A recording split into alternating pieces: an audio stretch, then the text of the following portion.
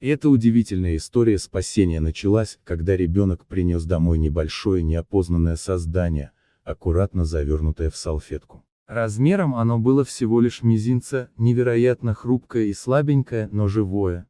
Мальчик свою находку показал своей маме, которая сначала испугалась.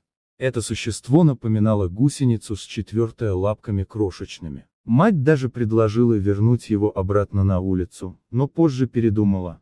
Миниатюрная кроха явно боролась за жизнь и проявляла признаки голода. В попытке разобраться, что это за существо, женщина опубликовала фото в одной из социальных сетей. Многие люди также заинтересовались и задали вопрос, кто это у нас здесь. Однако никто не смог дать точного ответа.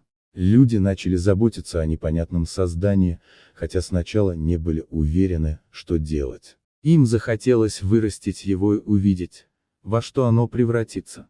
Существо было очень слабым, и его было страшно брать в руки, чтобы не причинить ему вреда. Эта миссия была нелегкой, но они должны были справиться, ведь весь мир следил за ними через интернет. От ответственности этих героев зависела жизнь этого маленького беззащитного создания.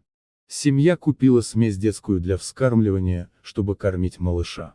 К счастью, смесь подошла зверьку. Несмотря на обоснованные опасения, у червячка не возникло проблем с пищеварением. Однако проблема заключалась в том, что не все животные могут издавать звуки, чтобы предупредить о своих проблемах, как это делают котята.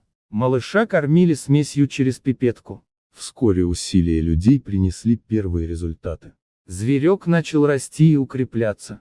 Его тельце покрылось короткой шерстью. Теперь его милая мордашка была похожа на мордочку котенка, но его ушки оставались слишком маленькими. На боковых сторонах его тела начала заметно образовываться кожная складочка. Когда зверек начал активно по квартире передвигаться, по рукам лазать и плечам своих новых друзей, биологи из интернета смогли наконец-то определить его вид. Выяснилось, что это сахарная летяга сумчатая. Теперь, когда малыш набрал силу, он мог не только залезть кому-то на голову, но и летать через всю квартиру за обнимашками. Все же оставался загадкой, как этот крохотный созданец оказался во дворе многоэтажного здания. Однако семья и все, кто принял участие в спасении и уходе за ним, были счастливы видеть его растущим и здоровым. Они доказали, что даже самые маленькие и непонятные существа заслуживают любви, заботы и второго шанса в жизни. Если вам понравилась история, подпишитесь на канал.